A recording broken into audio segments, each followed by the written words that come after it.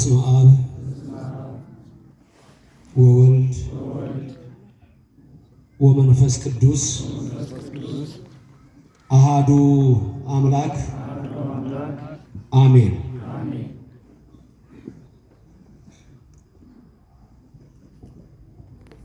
በዚህ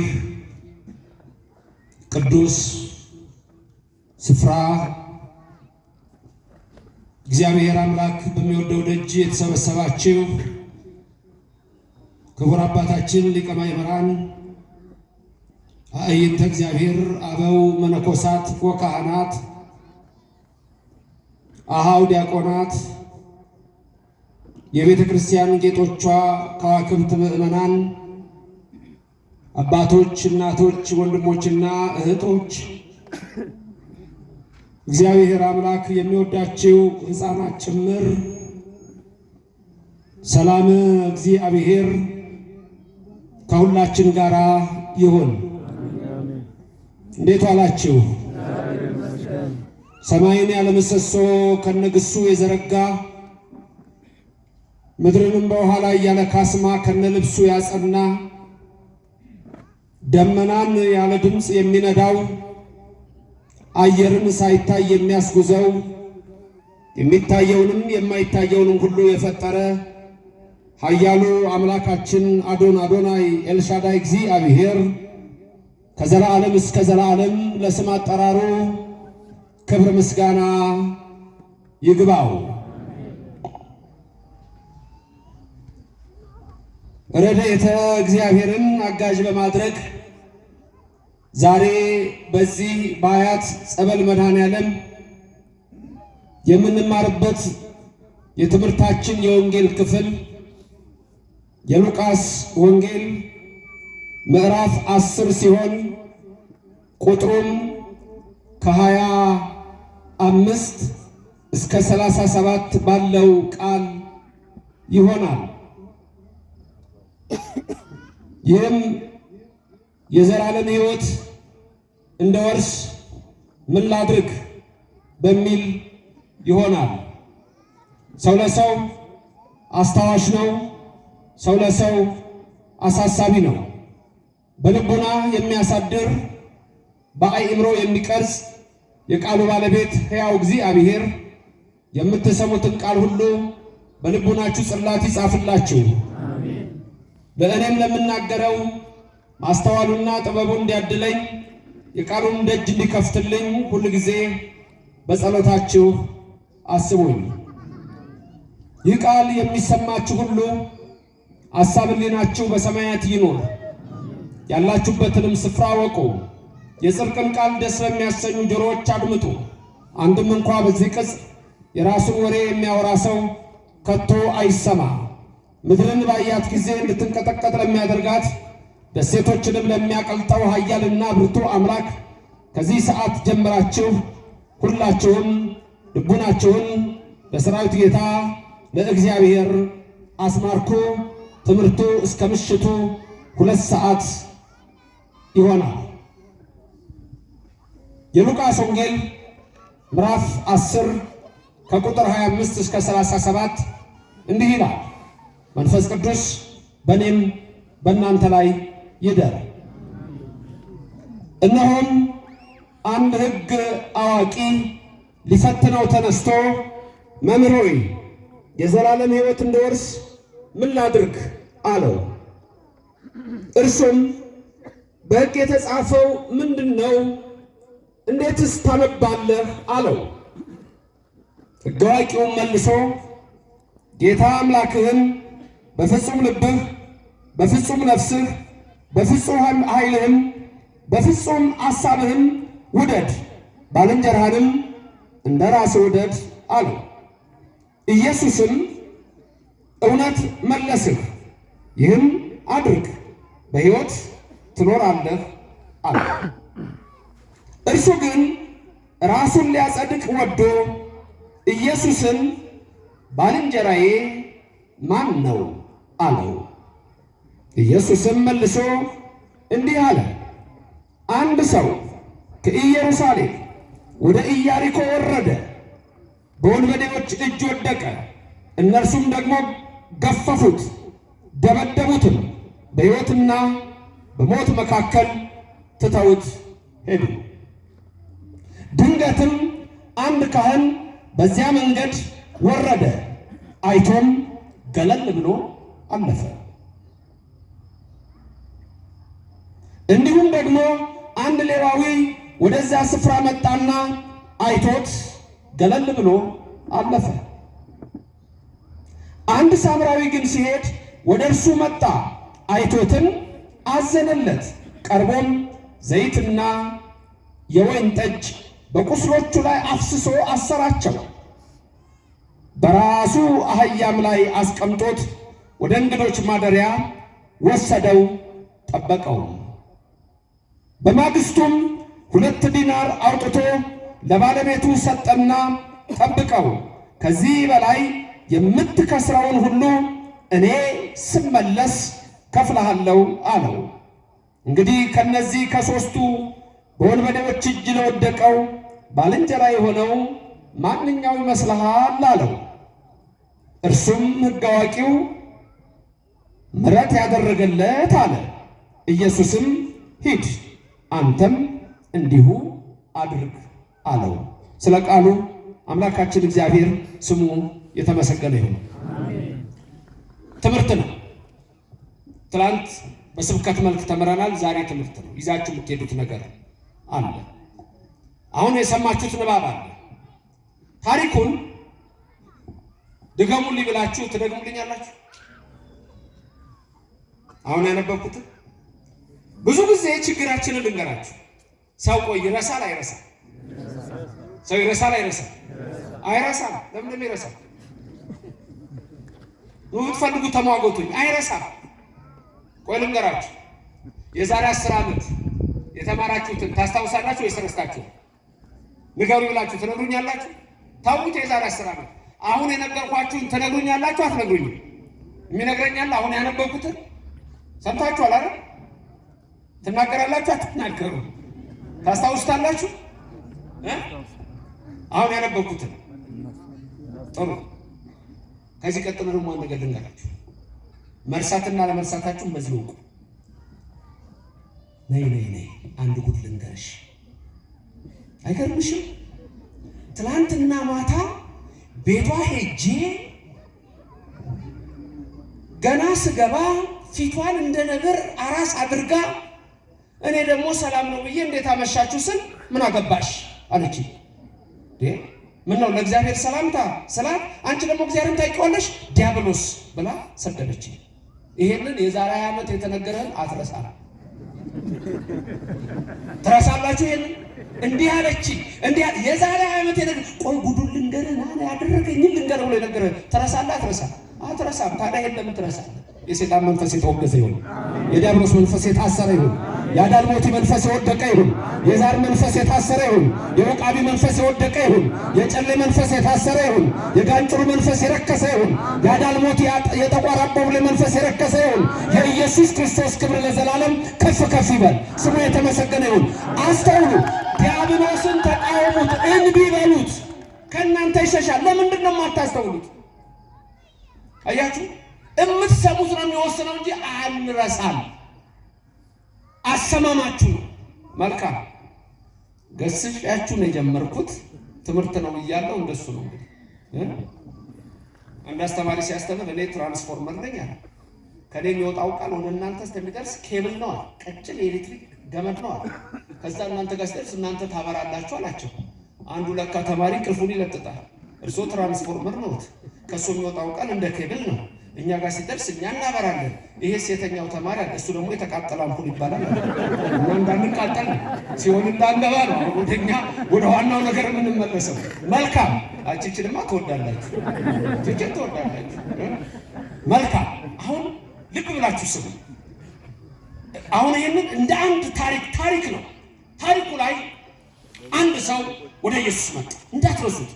አንድ ሰው ወደ ኢየሱስ መጣና ጥያቄ ጠየቀ። ጥያቄው ምንድን ነበረ? የዘላለም ሕይወት እንድወርስ ምን ላድርግ? በቃ ይሄ ነው። ሰውየው ማን ነው ደግሞ የሚለውን ማወቅ ይኖርባቸዋል። ይሄ ሰው ሕግ አዋቂ ነው። ሕግ አዋቂ ነው። ይሄ ሕግ አዋቂ መጥቶ ኢየሱስን የዘላለም ሕይወት እንዲወርስ ምን ላድርግ አለ። ኢየሱስ ምን አለ? ስሙ የተመሰገነውን አምላካችን በመጽሐፍ ምን ታነባለህ? ሕግ አዋቂ ስለሆነ በመጽሐፍ ምን ታነባለህ? እፎ ታነብብ። እንዴት ነው የምታነበው? ምን ይልሃል መጽሐፉ አለ። እሱ ምን አለ? እግዚአብሔርን በፍጹም ኃይል በፍጹም ነፍስ ውደድ ይላል አለ። ከዛም ደግሞ አንድ አለ አለ እሱን የምትመስል ምን ባልንጀራህን ውደድ ይላል አለ። ሂድ አንተም ባልንጀራህን ውደድ፣ ይሄን አድርግ፣ በሕይወት ትኖራለህ አለ። የዘላለም ሕይወት የሚገኘው በዚህ ነው። ሰውየው ግን ምን አለ? ራሱን ከፍ አደረገ። ለምን? ሕግ ሰው አዋቂ የተማረ ነው። ስለዚህ ሌላው ሰው ለሱ ምኑም አይደለም። ተመልከቱ። ደግሞ የፈለገው ፈተና ምንድን ነው? ጥያቄው የዘላለም ሕይወት። የዘላለም ሕይወት በጣም ከባድ ነው። የዘላለም ሕይወት በጣም ከባድ ነው። የዘላለም ሕይወት የሚሰጥ እግዚአብሔር ብቻ ነው። ስንት አይነት ሕይወት አለ? ስንት አይነት ሕይወት? ስንት አይነት ሕይወት? የኛ ኦርቶዶክስ ትምህርት ልንገራችሁ። የሚንቀሳቀስ ከቦታ ቦታ የሚንቀሳቀስ ሶስት አይነት ሕይወት ልንገራችሁ። ሁላችሁም ከኔ ቀጥላችሁ ተናገሩ። ሕይወት እንስሳዊ በተፈጥሮ ይሰጣል፣ በሞት ይወሰዳል፣ እንደተወሰደ ይቀራል። ሕይወት ሰብአዊ በተፈጥሮ ይሰጣል፣ በሞት ይወሰዳል፣ በትንሣኤ ዘጉባኤ ይመለሳል። ሕይወት መልአካዊ በተፈጥሮ ይሰጣል፣ በሞት አይወሰድም፣ እንደተሰጠ ይቀራል። ምን ማለት ነው ይሄ? እነ ሊቀ ማእምራን ጋርና ጠይቁ። እዚህ ጋር ላብራራ። በቃ ሶስት አይነት ሕይወት። ሕይወት እንስሳዊ በተፈጥሮ ይሰጣል ማለት እግዚአብሔር ፈጠረ። በሞት ይወሰዳል ማለት አንበሳውም፣ ነብሩም፣ በሬውም፣ በጉም ይሞታል፣ እንደተወሰደ ይቀራል ማለት ትንሣኤ የላቸው፣ የዘላለም ሕይወት የላቸው ማለት ነው። ገባችሁ አይደል? ሕይወት ሰብአዊ ማለት ምንድን ነው ያልነው? ሕይወት ሰብአዊ በተፈጥሮ ይሰጣል ማለት እግዚአብሔር ሰውን ፈጠረው። በሞት ይወሰዳል። በሞተ ሥጋ ሞተ ነፍስ ተፈርዶብን ነበረ። ከመርገመ ሥጋ ከመርገመ ነፍስ ብንነጻ ያሞታል። በትንሣኤ ዘጉባኤ ይነሳል ማለት የዘላለም ሕይወት ልንኖር እንነሳለን። ለዘላለም ስሙ የተመሰገነ ነው። በሬዎች የሚያጎነብሱት አንበሳ የሚያጎነብሰው እኛ ቀጥ ብለን የምንሄደው ለምንድን ነው? ዝሆንም አጎንብሶ ነው የሚሄደው። አንበሳም አጎንብሶ ነው የሚሄደው። ነብሩ አጎንብሶ ነው። በሬው አጎንብሶ ነው። እኛ ግን ቀጥ ብለን ነው የምንሄደው። ለምን? አንዱ ባዮሎጂካል ስለሆነ የእድሜያችሁ ስለሚለያይ እሱን አልነግራችሁ። የምትፈልጉ መምህራን ጋር ተጠግታችሁ ጠይቁ። እሱ እዚህ አይወራም በአደባባይ። ለምን እኛ ቀጥ ብለን እንስሳት ለምን እንደሚያጎነብሱ። ሌላው ምስጢር ግን ሁለት ሌላ ልንገራችሁ። እንስሳት ያጎነብሳሉ፣ እኛ ቀጥ ብለን እንሄዳለን። ተገዢ ናቸው። የመገዛት ምልክት በጣላ ጎንበስ ማለት አይደል? ለሰው ሁሉ ጊዜ እንደሰገዱ ነው። እግዚአብሔር በአርአያና በአምሳል የፈጠራችሁ የታደላችሁ ክርስቲያኖች ኦርቶዶክሳውያን ስሙ ለዘላለም የተመሰገነ ይሁን አምላካችን። በምን አርአያ እንደተፈጠራችሁ። ሕይወት መልአካዊ በተፈጥሮ ይሰጣል፣ በሞት አይወሰድም፣ እንደተሰጠ ይቀራል ማለት መላእክት አይሞቱም። መልካም። አሁን ልመልሳችሁ። ምን አይነት ሰው መጣ? አንድ ሕግ አዋቂ ጌታን ምን አለው? የዘላለም ሕይወት እንድወርስ ምን ላድርግ አለ። ጌታን ምን አለ? በሕግ ምን ተጽፏል? ምን ታነባለህ አለ። ሰውየውም መለሰ እግዚአብሔርን ውደድ ሰውንም ውደድ ይላል አለ። ሂድና ይሄን አድርግ አለ። ከዛ ሰውየው ራሱን ከፍ ሊያደርግ ፈለገና ምን አለ? ማነው ጓደኛዬ? ማነው ባልንጀራዬ አለ። እንደ ራሴ አድርጌ የምወደው እኔ የበላይ ነኝ ነው የሚለው። አንዳንድ ሰዎች ራሳቸውን ከፍ ማድረግ ነው የሚፈልጉት። የዘላለም ሕይወት ለመውረስ ምን ላድርግ? የዘላለም ሕይወት ለመውረስ በቃ የእግዚአብሔር ቃል ነው። የዘላለም ሕይወት ለመውረስ የሚያስፈልገን ይሄ ነው። አንድ ሰውዬ ተማርኩ ባይ ነው። ተማርኩ ባይ ነው። የተማርኩ ነኝ ብሏል። የተማረ ነው። አንድ ባህር ላይ ጀልባ ላይ ወጥቶ ይጎበኛል። ጀልባዋን የሚነዳውን ሰውዬ ይጠይቀዋል። ስለ ጂኦሎጂ ጥናት ታውቃለህ ይለዋል። ምን አልከኝ? ጂኦሎጂ ስሙንም ሰምቼ አላውቅም። እና ስለ ጂኦሎጂ አታውቅም? አላውቅም። አም ሶሪ ከህይወት አንድ አራተኛ ታህራ ጂኦሎጂ ስለላውቅ ትንሽ ሄደና ደግሞ አንድ ነገር አመጣና አስትሮኖሚ ታውቃለህ? አስትሮኖሚ ምንድነው? አስትሮኖሚ ያለ ስለ ከዋክብት ጥናት አታውቅም አለ። ኧረ ጌታዬ እኔ ጀልባ መንዳት ብቻ ነው አልችልም አላውቅም አለ። አም ሶሪ ከህይወት አንድ አራተኛ ስንት አጣ? ይስም ሁለት አራተኛ። ትንሽ ሄደና ደግሞ የሌላ ጥናት አመጣና ይሄን ታውቃለህ? አላውቅም አለ። አዝናለሁ። አንድ አራተኛ ነው ሰውየው። በሱ ቤት በስንት አራተኛ ህይወት ነው የሚኖረው? በአንድ አራተኛ። ትንሽ ሲሄዱ ማዕበል ተነስቷል። ወዲና ወዲህ ጀልባዋን ያናውጣታል። ከዛ ጠያቂ ተጠያቂ ሆነ። ጠያቂው ተጠያቂ የሚሆኑበት ጊዜ ይመጣል። ጌታዬ አለው። አቤት። ዋና ይችላሉ አለ። ምክንያቱም መውጣት አልቻልኩም አለ። ዋና ይችላሉ አለ። አይ ዋና አልችልም አለ። እንግዲህ 1/4ኛም አይደለም 2/4ኛም አይደለም 3/4ኛም አይደለም ሙሉ ህይወትህን አታል። የዘላለም ህይወት ልንኖርሽ የምንችለው እንዴት ነው? ስለዚህ ትልቁ ነገር ይሄ ነው። ትምህርት ነው ብያችኋለሁ።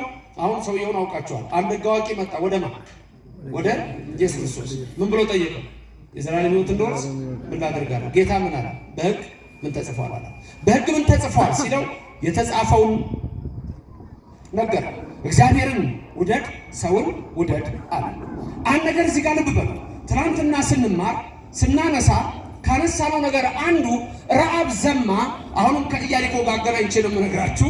ረዓብ ዘማ የዳነችበትን ምክንያት ጳውሎስ ሐዋርያ በረከቱ ይደርብንና በእምነት ብሎ ሲነግረን፣ እንዲሁ ደግሞ ያዕቆብ ሐዋርያ የእሱም በረከት ይደርብንና በሥራ ጸደቀች ይለናል። አሁን እዚህ ጋር የሚነግረን አንድ ሰው የዘላለማዊ ሕይወት ለመውረስ እግዚአብሔርን መውደድና ሰውን መውደድ። ይሄ የት ነው የተጻፈው? ገና ኦሪት ዘጸአት ምዕራፍ 20 ላይ ነው። ጌታም የጠየቀው በመጽሐፍ ምን ታነባለህ ብሎ የጠየቀው ምን ተጽፏል ያለው ይሄንን ነው። ስለዚህ የኢትዮጵያ ኦርቶዶክስ ተዋሕዶ ቤተክርስቲያን የምትቀበላቸው መጽሐፍ 81 ናቸው፣ አምላካውያን ተብለው የሚታወቁት። ከዛ አዋልድ መጽሐፍት ይባላሉ። ስለዚህ የኛ መጽሐፍ ከሌላው ዓለም ሁሉ የሚለየው ከዚህ የተነሳ ነው። ጌታም ጓደኛዬ ማን ነው ሲለው አንድ ምሳሌ ነገረው። ምሳሌውን ልብ ብላችሁ ስሙ፣ እደግመዋለሁ። አንድ ሰው ከኢየሩሳሌም ወደ ኢያሪኮ ሲወርድ ወንበዴዎች አገኙትና ደበደቡት፣ ልብሱንም ገፈፉት፣ በሕይወትና በሞት መካከል ጥለውት ሄዱ። አለቀ። ስንት ሰው? አንድ ሰው። ከየት ወዴት ሲሄድ? ከኢየሩሳሌም ወደ ኢያሪኮ ሲሄድ ማን አገኘው? ወንበዴዎች። ምን አረጉት? ደበደቡት፣ ልብሱን ገፈፉት፣ በምንና በምን መካከል ጥለውት ሄዱ? በሕይወትና በሞት መካከል ጥለውት ሄዱ። ስንት ሰው? ከየት ወዴት ሲሄድ? መንገዱ ከየት ወዴት ነው እየተሄደ ያለ? ከኢየሩሳሌም ወደ ኢያሪኮ። ከዛ ወንበዴዎች መጥተው ደበደቡት፣ ልብሱን ገፈፉት፣ በሕይወትና በሞት መካከል ጥለውት ሄዱ። አለቀ። አንድ አንጓ። እንቀጥል። 3 ሰዎች መጡ በዛ መንገድ ላይ። የመጀመሪያው ካህን ነው፣ ሁለተኛው ሌዋዊ ነው፣ ሶስተኛው ሳምራዊ ነው። ስንት ሰዎች መጡ? የመጀመሪያው ካህን፣ ሁለተኛው ሌዋዊ፣ ሶስተኛው ሰማርያዊ። አሁን ጌታ ይሄንን ምሳሌ ነው የሚነግረው። ምሳሌ ነው የተባለው፣ ምሳሌ ነው። ይሄን ምሳሌ ነገረው ነው የሚለው። የምሳሌውን ትርጉም ነው ዛሬ የምንማረው። ትምህርት ያልኩት ለዚህ ነው። የምሳሌውን ትርጉም ነው። ስንት ሰው ነበር? አይ ያኔ መጀመሪያው ከየት ወዴት ነበር የሚሄደው? ከአዲስ አበባ ናዝሬት እንደምትለው ነው። ከአዲስ አበባ ደብረ ዘይት እንደምትለው፣ ከአዲስ አበባ ነቀም፣ ከአዲስ አበባ መቀሌ፣ ከአዲስ አበባ ጎንደር እንደምትለው ከኢየሩሳሌም ወዴት ነበር የሚሄደው ሰውዬ? ወዴት? ወደ ኢያሪኮ። ምን ሆነ? መንገድ ላይ ተደበደበ። በቃ አሁን አይጠፋችሁም፣ ለዘላለም አይጠፋችሁም። ምን ሆነ? መሀል ላይ ተደበደበ። ከዛስ ምን አደረጉት? መደብደብ ብቻ ነው። አቁስለው ልብሱን ገፈፉት፣ በምንና በምን መካከል ጥለውት ሄዱ? በሕይወትና በሞት። በቃ 3 ሰዎች መጡ አይደል? የመጀመሪያው ምን አይነት ሰው? ካህኑ መጣና አየው፣ ገለል ብሎ አለፈ። ደግሞ ገለሃል ልባል ገለል ብሎ አለፈ። ሁለተኛው መጣ ሌዋዊ። ሌዋዊው አየውና ምን አለ? ገለል ብሎ አለፈ። ሶስተኛው መጣ ሰማርያዊ። የሰማርያው ሰው አየው፣ በዛው መንገድ አየውና ቀረበው፣ ረዳው፣ ቁስሉን አጠበለት፣ ወይን ረበረበለት፣ በራሱ አህያ ጫነና ወደ እንግዶች ማደሪያ ስፍራ ወሰደው። በማግስቱ 2 ዲናር አወጣና ለነዛ ለእንግዳ ቤት ጠባቂዎች 2 ዲናር ሰጣቸው፣ ከፈለለት። ከዛ እንደውም ምን አለ? ከዚህ በላይ አውጥታችሁ ከከሰራችሁ፣ ይህን ሰው ካከማችሁልኝ፣ ከጠበቃችሁልኝ፣ ስመለስ ደግሞ ምን አደርግላችኋለሁ አለ? እከፍላችኋለሁ አለ። ስንት ሰዎች መጡ? የመጀመሪያው ምንድነው? ረዳው ሰውየውን ገለል ብሎ። ሁለተኛ ማመጣ ረዳው ገለል ብሎ። ሶስተኛ ማመጣ ሰማርያው ምን አደረገለት? ቀረበው። ከዛስ ቁስሉን አጠበለት። ምን አደረገለት? ወይን አደረገለት። ከዛ በራሱ አህያ ምን አደረገ? ጫነውና ወዴት ወሰደው? ወደ እንግዶች ማደሪያ። ጠዋት ስንት ገንዘብ አወጣ? 2 ዲናር። ምን አደረገለት? ከፈለለት። ከዛስ ምን አላቸው ሰዎቹ? ጠባቂዎቹ ከዚህ በላይ ካወጣችሁ መቼ ከፍላችኋል? መቼ ስመለስ ከፍላችኋል አላቸው። ከዛ ሕግ አዋቂውን ጠየቀው። አንተ ሕግ አዋቂ ከእነዚህ ከሶስት ሰዎች ለዛ ለወደቀው በወንበዴዎች ለተደበደበው ልብሱ ለተገፈፈ በሞትና በሕይወት መካከል ለነበረው የትኛው ነው የረዳው? ካህኑ ነው? ሌዋዊው ነው? ሰማርያዊው ነው አለው። ሰውየው አይ የረዳው ነው እንጂ ሰማርያዊው ሂድ አንተም እንዲሁ አድርግ፣ በቃ እንዲሁ አድርግ፣ ሂድ ከመዝግበር የዘላለም ሕይወት የምታገኘው በሱ ነው። አለቀ። ይሄ የመጀመሪያው ነው። ሌላ እምነት ብትሆኑ፣ ሌላ ቸርች ብትሆኑ ይሄ ትምህርት ተሰበከ። ከዛ በኋላ ምንድን የሚላችሁ ሰባኪ በቃ ደግ ነገር አድርጉ፣ እንዲህ አድርጉ፣ እንዲህ አድርጉ ነው የሚላችሁ እንጂ ሚስጥር የሚባል የለም። በኦርቶዶክስ ብቻ ነው ያለው ሚስጥር። አሁን ቀላል ጥያቄ ልጠይቃችሁ። ስንት ሰው ከኢየሩሳሌም ወደ ኢያሪኮ ሲሄድ? አንድ ሰው። ማን ነው አንድ ሰው? አዳም። በቃ አሁን እየተካሁላችሁ ነው የሚሄደው። በዚሁ ነው ትምህርት የሚያበቃው። አጭር ነው። አንድ ሰው የተባለው ማን ነው? አዳም። አያችሁ፣ ምሳሌ ነው። ያ ምሳሌ ነው በኢትዮጵያ ኦርቶዶክስ ተዋሕዶ ክርስቲያን ሳይቋረጥ እየመጣ የምንማረው። ክብርና ምስጋና ለእግዚአብሔር ይድረሰው። የኦርቶዶክስ እምነት የተዋሕዶ እምነት ከሌላው የሚለየው ለዛ ነው። ቅድም እንዳልኳችሁ ፕሮቴስታንት ቸርች ብትሆኑ ሰባኪው ይመጣል፣ ከዛ በኋላ አለቀ ይነግራችኋል። እንደፈለገ የፈለጋቸው። እኔ አንዴ ይገርመኛል። ጎላ ሚካኤል እያለው ጽርሐ ጽዮን ከመሰረተ ክርስቶስ የመጣ ሰው ነበር። እንግዲህ የጎላ ሰዎች እዚህ አካባቢ ስለሚኖሩ በአደባባይ ምስክርነት ሰጥቷል። ምን አለ ይሄ ሰውዬ? በቃ ምንም እንደፈለገ ነው አለ። ዛሬ አለ ስለ ሳቅ ነው የምንጸልየው አለ። ከናይጄሪያ የመጣ ነው አለ። ደግሞ ሴቶቹ የናይጄሪያ ልብስ ለብሰው ነበር አለ የሚሄዱት ወደዛ ሲሄዱ። ራስን መለወጥ እኮ መሸጥ። እምነታችሁን ስትቀይሩ ማንነታችሁን ጭምር ነው የምትቀይሩት። ከዛ አንድ ቀን ስለ ሚስት ነው የሚጸለየው አለ። ስለ ሚስትና ስለ ባል አለ። ከዛ እንደው ምን ተባልን አለ። አንድ አይንህን ይዘህ አለ ሲጸለይ፣ አንድ አይንህን ይዘህ እንዴት ትሽከረከራለህ? ከዛ ግጥምጥም ስትል እሷ ሚስትህ ነች፣ እሱ ባልሽ ነው። እና ይሄ ሰው ሲናገር ድንገት የነበራችሁ ካስታወሳችሁ ነው። እና ያዝናል፣ አይናችንን ያዝን ጸለይ አለ። ከዛ ተሽከረከርኩና ግጥም እላለሁ አለ። ይዞኝ የሄደው ጓደኛዬ ነው አለ። ከጓደኛዬ እናት ጋር የሚሰሩትን እኮ ራሱ የሚያውቁት አይመስለኝም። አሁን ሴጣን ምን ተሰቃችሁ ነው ምንድነው ብዬ ምን ከዚህ በላይ አይደለም እንደምትሰሙት በየእንትኑ የሚያደርጉትን። ሳውዝ አፍሪካ ሳር ሲያስግጥ አላያችሁም? ወደ አፍ የሚገባ አይረክስም ነው። ወደ አፍ የሚገባ አይረክስም አለና ሳር አስበላቸው። ወደ አፍ የሚገባ አይረክስም ምን እንደሚያረክሰው አላቸው። ካፌ ነው ሳር በሉና ሆዳቸውን አልማቸውና ዞር ብለው አስወጡ። እዛው ረከሱ። እነሱ እኮ ጸያፍ ነው።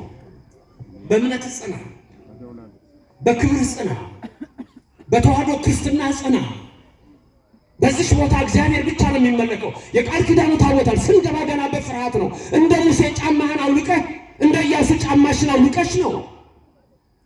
ኦርቶዶክስ እኮ የእግዚአብሔር ቤት ነች። ማህደረ መለኮት እኮ ነች። ቅድስት ቤተክርስቲያን ስንመጣ ገና እኮ ተሳልመን እኮ ነው የምንገባው። ሌላ ቦታ መሳለም አለን የለም። ትናንት ወንጌል እንሳለማለን አላለም ወይም ትናንት ላይ ሳስተምር ነው መስለኛል። ወንጌሉን ራሱ ስመን አይደለም እኛ ካህኑ ራሱ እንሳለመው ዘንድ እኮ ነው የሚለው። ስንመጣ ሰግደን እኮ ነው። ዝም ብለን አንገባ። ሰተት የሚባል ነገር የለም። ሶሎሞን እግርህን ጠብቅ እንዳለ ቅድስት ቤተክርስቲያን እናታችን ነው የምንለው። ስሙ የተመሰገነ ነው። ክብር ይግባ። እና በሌላ እምነት ቢሆን ይሄ ትምህርት አብቅቷል ነው። አሁን ግን አላበቃም። በእኔና በእናንተ በኦርቶዶክስ ትምህርት አላበቃም። ክርስቶስ ምሳሌን የተናገረው የምሳሌው ምስጢር ደግሞ ሲወርድ ዛሬ ድረስ በዚች ቤተክርስቲያን ይነገራል። በተዋህዶ እምነት ያደረገን በክርስትና እምነት ያጸናን ክብርና ምስጋና ለስሙ ይድረሰው። መልካም።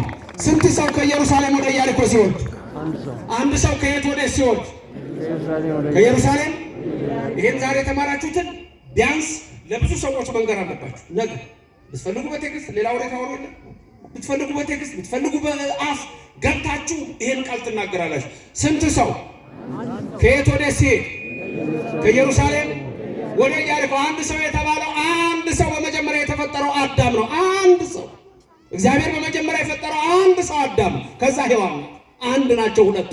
ኦሪት ዘፍጥረት ምዕራፍ 5 ቁጥር 1 ላይ ስማቸውን አዳም ብሎ ጠራቸው ነው መጽሐፋችሁ ውስጥ ታውቃ አማርኛ።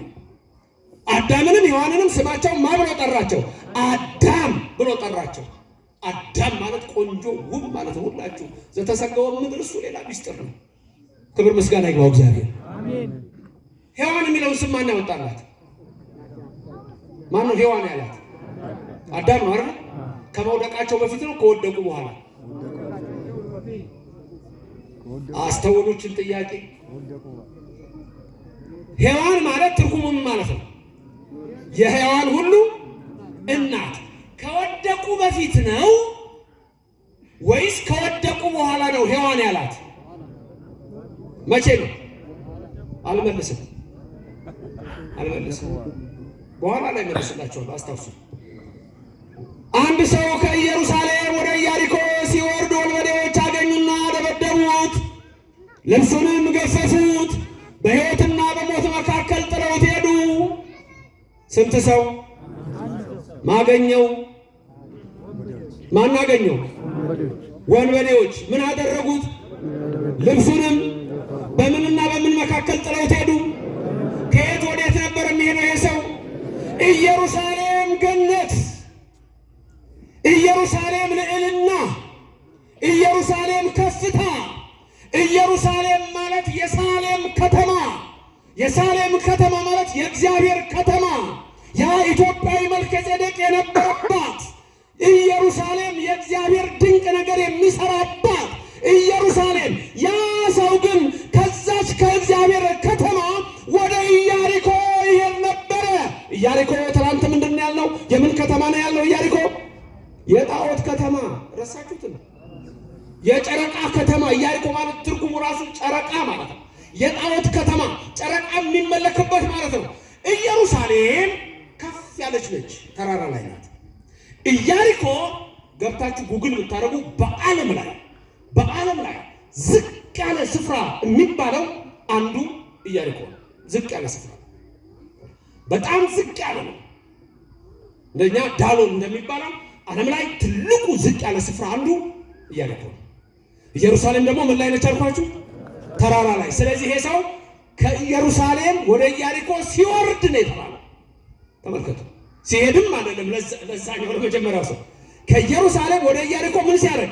ሲወርድ ማለት ያ አዳም ባስተሳሰቡ ሲወድቅ አምላክ ሆናለሁ ብሎ ዕፀ በለስን ሲበላ ወደቅ። የነበረው ተራራ ላይ ነው። የክብር ቦታ ነው። ኢየሩሳሌም ነው። የእግዚአብሔር ሀገር ናት። የእግዚአብሔር ስም የሚጠራባት ናት። እሱ ግን ወደቀ ማለት ወደዛ ወረደ ማለት ወደ ኢያሪኮ ራሱን አምላክ ሊያደርግ ሞከረ። ኢያሪኮ ማለት እግዚአብሔር የማይመለክባት ማለት ነው። ገባችሁ ነገር? ወንበዴዎች ታዲያ አሁን አወቃችኋቸው እነማን እንደሆኑ? አጋንንት ናቸው። ወንበዴ የተባለው ጋኔን ሰይጣን ነው። ዮሐንስ ወንጌል ላይ ስታነቡ ጌታ ምን ይናገራል? አቡሃ ለሐሰት በጽባ ዘተናገረ እይደግም በሰርክ። ጠዋት የተናገረውን ማታ የማይደግም ይለዋል ዲያብሎስ። ለዘላለም ያፈረ ይሁን። አሜን። ፈራችሁ? አሜን። ለዘላለም ምን ይሁን? ያፈረ ይሁን። እግዚአብሔር ለዘላለም የከበረ ይሁን። ስሙ የተመሰገነ ይሁን። በልባችን እሱ ይንገስልን። አንድ ሰው አዳም ከኢየሩሳሌም ወደ ኢያሪኮ ሲወርድ ማለት በአስተሳሰብ ወድቆ አምላክ እሆናለሁ ብሎ ሲል ወንበዴዎቹ አስተሳሰቡ ላይ አገኙት ማለት አጋንንት ደበደቡት ነው። ዲያብሎስ ደበደበው አዳም። በነገራችን ላይ በግልጽ ደብድቦታል። ጊዜ ስለሌለኝ ዛሬ ወደዛ አልገባም እንጂ ከገነት እጽዋት ፍሬ አምጥተውለት አዕዋፍ ከዛ በኋላ ያንን ተከትሎ ገባለሁ ብሎ ሲሮጥ ዲያብሎስ መጥቶ እግሩን በድንጋይ መጥቶት ደሙ ፈሶ ያቺ ድንጋይ እንደ ደመና እንደ ድንኳን አይነት ሆና ከዛ በኋላ ከደሙ እና ከፍሬ ወስዶ መስዋዕት አድርጓል። ያኔ ነው በሐሙስ ዕለት ወበመንፈቃ ለዕለት እትወለድ እሞለት ተወለድከ የሚለው የቃል ኪዳን ነገር የተነገረው። ከልጅ ልጅ ተወልጄ አድንሃለሁ አለ። ከማ ተወልጄ አድንሃለሁ። ስለዚህ ከልጅ ልጅ ተወልጄ አድንሃለሁ ማለት እዛ ውስጥ ሔዋን አለች የለችም? የለችም አለች። እንግዲያው ሔዋን ብሎ ያወጣላት እሱ ነው። መቼ መሰላችሁ? ከወደቁ በኋላ። ሰማችሁ ይላችሁ? ሔዋን ብሎ ስም ያወጣላት መቼ ነው?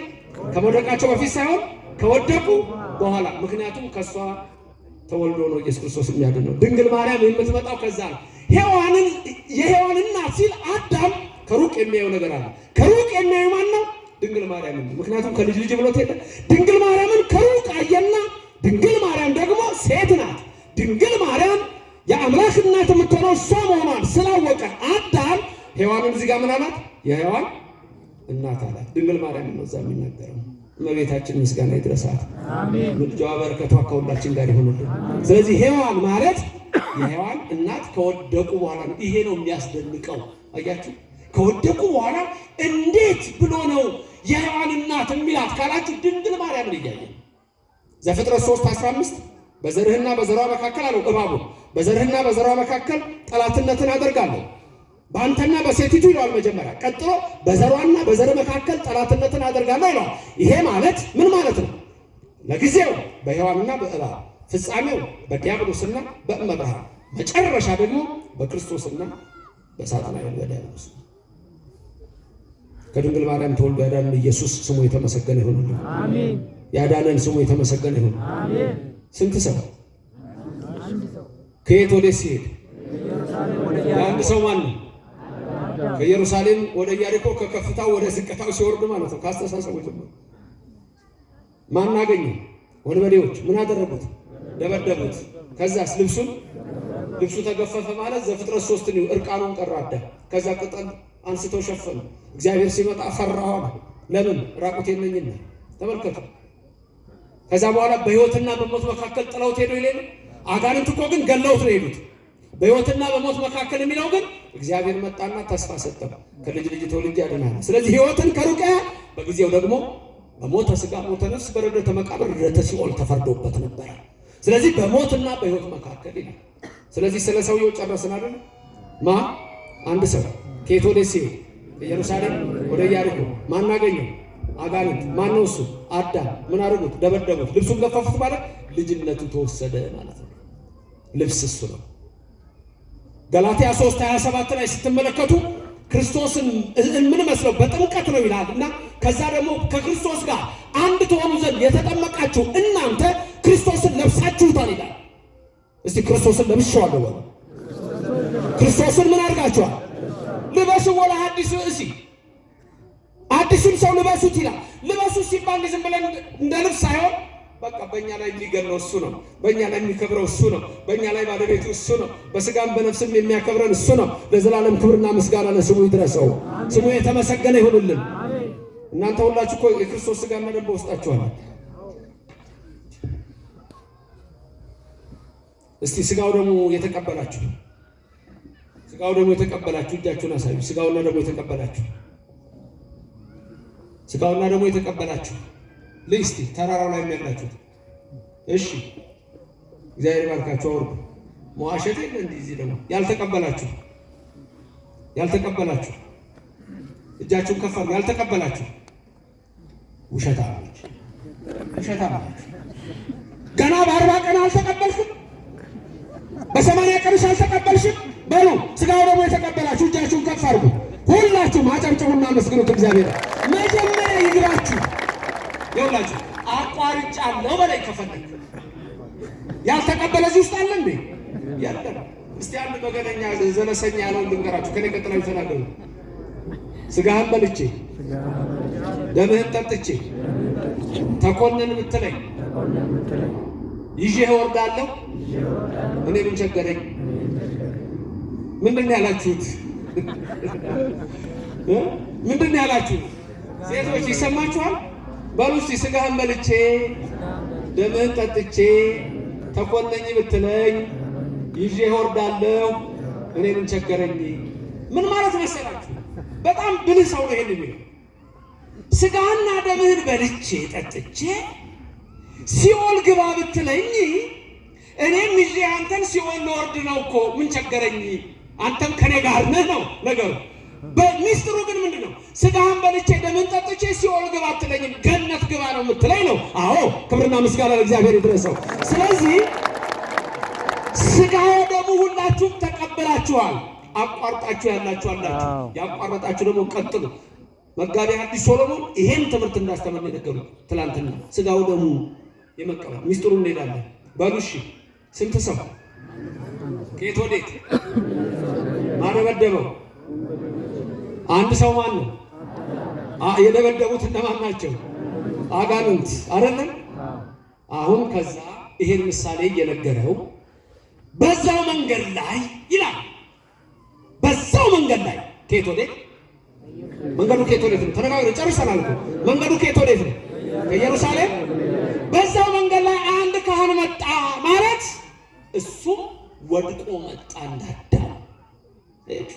መርገመ ሥጋ መርገመ ነፍስን ተሸክሞ በዚያው መንገድ እሱም ወድቆ መጣ። የወደቀውን አዳም ሊረዳው ሞከረ፣ ግን አልረዳም። ምን አለ? ገለል ብሎ አለፈ ማለት እሱም ሞተ። ሞት ወሰደው ማለት ነው። ሞተ። ወደ 27 ከ24 እስከ 27 የሚደርሱ ባለቃ ምንዝር ሊቀ ካህናት ነበሩ። ሞተው እነሱም መስዋዕት አቀረቡ። በጉ መጣ፣ ርግብ ተሰዋ። የጥሉ ግድግዳ አልፈረሰም። አዳም እንደወደቀ ነው። እሱም ወድቆ መጣ፣ አልረዳው። ሁለተኛ ማን መጣ? ሌዋዊ። በየትኛው መንገድ? በዚያው መንገድ ማለት እሱም ወድቆ መጣ። ሌዋውያን ደግሞ ካህናት ናቸው። አብርሃም ይስሐቅን ይወልዳል፣ ይስሐቅ ያዕቆብን ይወልዳል፣ ያዕቆብ ሌዊን ይወልዳል። ክህነት በሌዊ መጥቷል። ከኢትዮጵያው ክህነት ያንሳል። የኢየሩሳሌሙ ክህነት ከኢትዮጵያው ክህነት ያንሳል። የኢትዮጵያው ክህነት የመልከጼዴቅ ክህነት ነው። የእስራኤል ክህነት የሌዊ ክህነት ነው። እሱ ውስጥ አሁን አልገባም። ሌዊ በአባቱ ወገብ እያለ ለመልከጼዴቅ አስራት ሰጥቶታል ይላል ጳውሎስ ሐዋርያ። ያ ሌዋዊ መጣ፣ ገለል ብሎ አለፈ። እሱም በሞት ተወሰደ። ሶስተኛ ማን መጣ? ሳምራዊ ነው አይደል? ሳምራዊ ካህኑ እስራኤላዊ ነው። ከአንድ እስራኤላዊ ነው። ሌዋውያን እስራኤላውያን ናቸው። ሰማርያውያን ግን ቅልቅል ናቸው። በጣም የሚገርም ነው። ሰማርያውያን ይልቁንም 722 ቢሲ 722 ቅድመ ልደተ ክርስቶስ የአሦር ንጉሥ መጥቶ 10 ነገድ ጥርግ አድርጎ ወስዷቸው ከዛ ተቀላቅለው ተካልሰው የመጡ ናቸው ሰማርያውያን። ሰማርያውያን የአይሁድና የአሕዛብ ክልስ ናቸው። ይሄ ሰማርያዊ ምሳሌው እንደሆነ እንድታውቁት ነው። ሰማርያውያን የሚሰግዱት በኢየሩሳሌም ሳይሆን በገሪዛን ተራራ ነው። እንደውም ትዝ ይላችሁ ከሆነ ከቀኑ 6 ሰዓት ኢየሱስ ክርስቶስ ወደ ኢየሩሳሌም ሊሄድ ወደ ይሁዳ ምድር በዛም በሳምር ሲካር ማለፍ ግድ ሆነበትና ከቀኑ 6 ሰዓት ያዕቆብ ለልጁ ለዮሴፍ በሰጠው ከሴኬም አባት ከኤሞር በ100 በጎች የገዛው የምንጭ ውሃ ነበርና እዛ ምንጭ ውሃ ልትቀዳ አንዲት ምስኪን ሴት ከቀኑ 6 ሰዓት መጣች። ከቀኑ ስንት ሰዓት? ገጠር ያደጋችሁ አላችሁ? ከቀኑ 6 ሰዓት ውሃ ይቀዳል ወይ ጠዋት ወይ ማታ ነው። ሴቲቱ ከሰው ትደበቃለች። ለካ መከራ አለባት። የሰው አፍ የሰለቻት ናት። ለዚህ ነው በዛ ሰዓት ውሃ የምትቀዳው። ክርስቶስ ግን መጣላት። የኔና የእናንተ አምላክ አንድ ሰው እኮ ያናግራል። ስሙ ለዘላለም የተመሰገነ ይሁን። አንድ ሰው ያናግራል። ያናግረን። ከዛ በኋላ እሱ ሌላ ታሪክ ነው። ለማንኛውም እዛ ሄዶ ሰማርያውያንን ሴቲቱ አንድ ነገር ብለዋለች። ትዝ ይላችሁ ከሆነ አንተ አይሁዳዊ ስትሆን ከኛ ከሳምራውያን ጋር እንዴት ብለዋለች። እንዴት ልታናግረኝ ቻልክ አለችው። ምክንያቱም ሰማርያውያን ይናቃሉ በእስራኤላውያን። ለምን? ከአሦር ተቀላቅለዋል። ትርጓሜው ላይ ባቢሎን ይላል፣ አሦር ከአሦር ተቀላቅለዋል። ሰማርያውያን የሕዝብና የአሕዛብ ናቸው ማለት ነው። ሕዝብ እስራኤል፣ አሕዛብ ደግሞ ሌሎች። ትናንት ረአብ ዘማን አንስተን ነበር። ረአብ ዘማ የአሕዛብ ናት፣ ከኢያሪኮ ናት። መታ ግን ማቴዎስ ምዕራፍ 1 ሲጽፍ ከጌታ ልደት ውስጥ ገብታለች።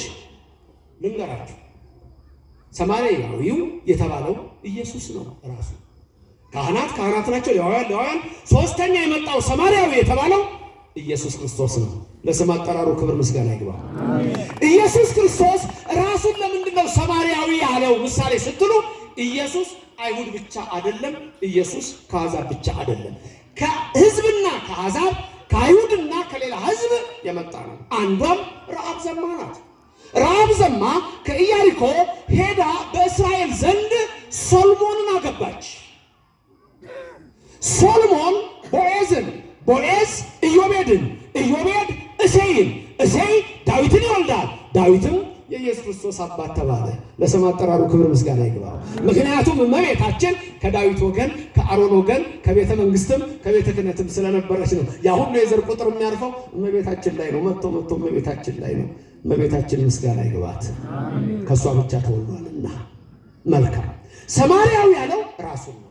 ሰማርያዊ ማለት ከሕዝብና ከአሕዛብ። ኢየሱስም አወላለዱ በስጋዌው ከእመቤታችን ሲወለድ እነ ረአብ ዘማ ገብተዋል። እነ ሩት ከሞዓብ ገብተዋል። ሩት ከሞዓብ መታ። እሷ ደግሞ የምታገባው ማንን ነው? ቦዔዝን ነው።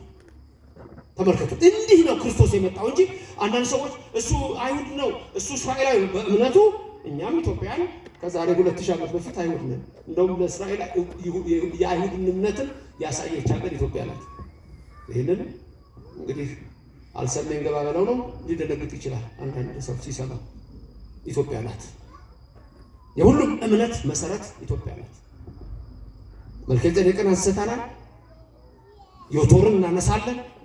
እዚህ ሁሉ ነገሮች አሉ።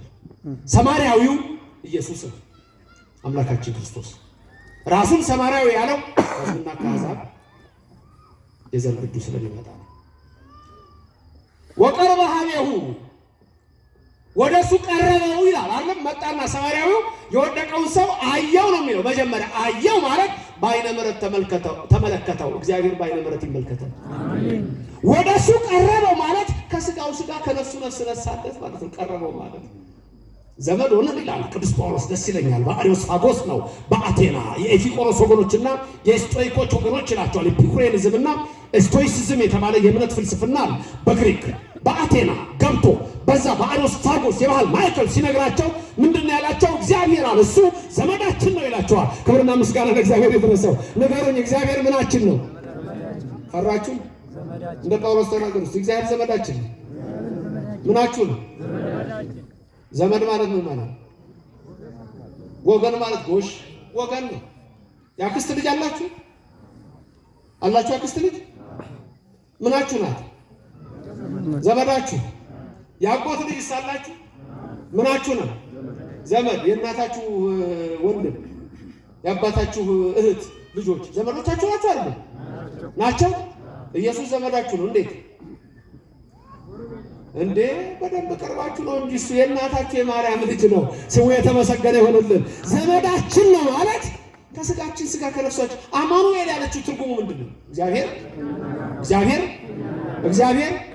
ከእኛ ጋር ነው ላላችሁ ይሁንላችሁ፣ ያላላችሁ ግን የቆለፈ ዲያብሎስ ከንፈር ላይ ያላቀል። ለአንቺም እንዲሁ ያላቀልሽ። መናገር ካቃተ ታዲያ ምን ትሆናል? ተቆልፈ ነው እንጂ።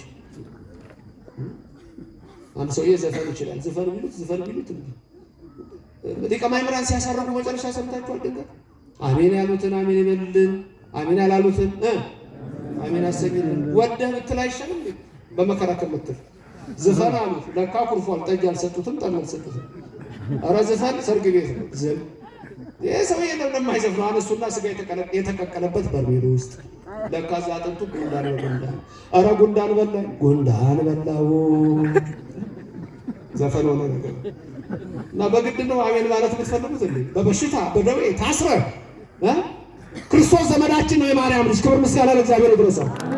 አንደበትን ፍታል። ለዚህ ጳውሎስ ሐዋርያ በአርዮስፋጎስ የነገራችን ዘመዳችን ሆናል።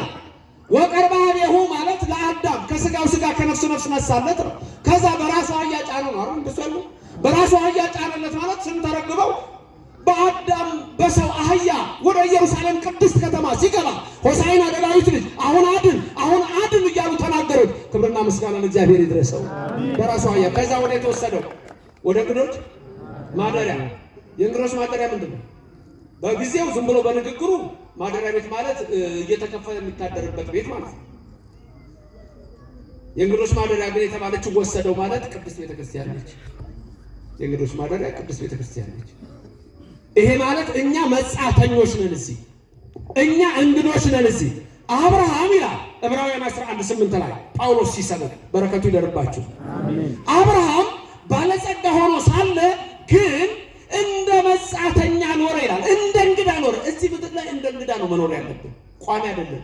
አንኖር እንደዘራ። የእንግዶች ማደሪያ የተባለችው ቅድስት ቤተክርስቲያን ነች።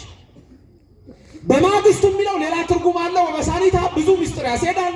ካለን ሰዓት አኳያ ግን በማግስቱ ስንት ብር ነበር ያወጣለት? ስንት ዲናር? 2 ዲናር ማለት ብሉይ ኪዳንና አዲስ ኪዳን። ብሉይ ኪዳንና አዲስ ኪዳን። ከዛ ምንድነው ያላቸው? እዛ ያሉትን በእንግዶች ማደሪያ ጠባቂዎች ያላቸው እነማን መሰሏችሁ? እነሱ ካህናት ናቸው። ሐዋርያት፣ ካህናት አባቶቻችን ናቸው። ለነሱ ምንድነው የሰጣቸው? ስንት ሰጣቸው? 2 ዲናር ማለት ብሉይና ሐዲስን ሰጣቸው። አስተምሩ፣ በዚህ የቆሰለውን አዳም አክሙልኝ። እናንተ ናችሁ አዳም። በቃ ዘፍጥረት 5:1 ላይ አዳምም ሔዋንም ስማቸው ማን ተብሏል? በአማርኛው መጽሐፍ ቅዱስ ላይ አዳም፣ አንቺም አዳም፣ አንተም አዳም ተብላችሁ ተመልከቱ። ይሄን እነዚህን አክሙልኝ ለካህናት የተሰጠው 2 ዲናር። ከዛ ምን አለ? 2 ዲናር ብቻ ከፍሎ በቃ ምን ብሏቸው ነበር? ከዚህ በላይ ካወጣችሁ ስመለስ ዳግም ምጽአት። ከዚህ በላይ ካወጣችሁ ብሉይና ሐዲስን ይዛችሁ መጽሐፍ ጽፋችሁ መልካም እረኛ እንደሚለው ሊገባ ይችላል መጽሐፍ፣ ሌሎች መጽሐፍት፣ ከዛም የሊቃውንት መጽሐፍ ቀድሞ እነዚህ በጠቅላላ ከመጽሐፍ ቅዱስ ውስጥ የወጡ ናቸው። አውጥታችሁ ሌላ ካወጣችሁ ከነዚህ ከ2 ዲናር በላይ ሲል ከ2 ዲናር ወስዳችሁ ጽፋችሁ አዳምን ሔዋንን የምታክሙልኝ ከሆነ ስመለስ ማለት ዳግም ምጽአት። የዛን ጊዜ ምን አደርጋችኋለሁ? ከፈላችሁ። አንተ ታማኝ ባለ ተሾመሃል። በ5 ላይ 5 በ2 ላይ 2 አምጥተሃል። ና ወደ ጌታ ደስታ ገባ። ሁላችን ወደ ጌታ ደስታ እንዳይገባ ነው እሱ ፈቃድ ነው። አንተ ሕግ አዋቂ አለው፣ በል ንገረኝ፣ ከካህኑ ከሌዋዊው ከኔ ለወደቀው አዳም በጎ ነገር ያደረገለት ማን ነው አለ። ጌታ ሆይ አንተ ነህ አለ። ከመዘገበር ሂድ አንተም እንደኔ ያድርጋል። እንደዚህ ነው ምስጢር። ተመልከቱ። ስለዚህ የዘላለም ሕይወት ልንኖርስ የምንችለው ወገኖቼ እግዚአብሔርን ስንወድና ሰውን ስንወድ ነው። ቅድስት ቤተክርስቲያናችን የእንግዶች ማደሪያ እኔና እናንተ የምንመጣባት ይሄ ነው። የመጨረሻው ብዙ ቦታ ላይ የመጨረሻው የቅዳሴ ቃል ዲያቆኑ የሚለው ምንድን ነው? የመጨረሻው የትኛው ነው? አታስታውሱ? ትናንት እሱ ለጸሎትን ስትረጉኝ አልነበረም? የትኛው ይመስላችኋል? ዲያቆኑ የሚለው የመጨረሻው ቃል እቱ በሰላም ወደ ቤታችሁ በሰላም ወደ ቤታችሁ ግቡ። ለጊዜው ቤታችሁ ነው የምትገቡት፣ ግን ያ ትርጉሙን መሰላችሁ? ኑ አቤት ወደ መንግስቴ ግቡ ይለለ። ስለዚህ የመጨረሻው እቱ በሰላም ማለት እንግዲህ ኃጢአታችሁ ተወግዷል፣ በደላችሁ ተደምስሷል፣ በሰላም ወደ ቤታችሁ ግቡ ማለት ወደ መንግስተ ሰማያት ግቡ ማለት ነው። ክብርና ምስጋና ለእግዚአብሔር ይድረሰው። እዚህ እንግዶች ነን። እቺ ቅዱስ ቤተክርስቲያን ስንሳለማት ራሱ አባባል አለ። ዝም ብለን አንሰለም። ሰላም ለኪ ቅዱስ ቤተክርስቲያን በሐቂ ብለን ቅዱስ ቤተክርስቲያን አምሳለ ኢየሩሳሌም ነው የምንላት። ተመልከቱ፣ ሰማያዊት ኢየሩሳሌም እዚህ ሳንኖር እዛ ልንገባ አንችልም። በዚህ ሳንሰግድ እዛ ልንሰግድ አንችልም። በዚህ ሳንቀድስ እዛ ልንቀድስ አንችልም። እዚህ ያለውን ታቦት ካላየን እዛ ያለውን ታቦት ማየት አንችልም። በሰማይ ያለው እግዚአብሔር መቅደስ ተከፈታለ የሚለው ቅዱስ ዮሐንስ በራእዩ ነው። በሰማይ ያለው እግዚአብሔር መቅደስ ተከፈተ ብሎ ከዛ በኋላ ምን ታየ ነው የሚለው? የቃል ኪዳኑ ታቦት በመቅደሱ ታየ ነው የሚለው። ይህንን ነው የሚናገረው። ስለዚህ በዚህ ያላየነውን በሰማይ እናያለን ብላችሁ እንዳትጠብቁ። ራእይ 11 ቁጥር 19 ላይ እንዲህ ይላል፣ በሰማይም ያለው የእግዚአብሔር መቅደስ ተከፈተ፣ የኪዳኑም ታቦት በመቅደሱ ታየ። ከላይ ቀጥላችሁላችሁም ድገሙ። በሰማይ ያለው የእግዚአብሔር መቅደስ ተከፈተ፣ የኪዳኑም ታቦት በመቅደሱ ታየ። በሰማይ ያለው የእግዚአብሔር መቅደስ ተከፈተ፣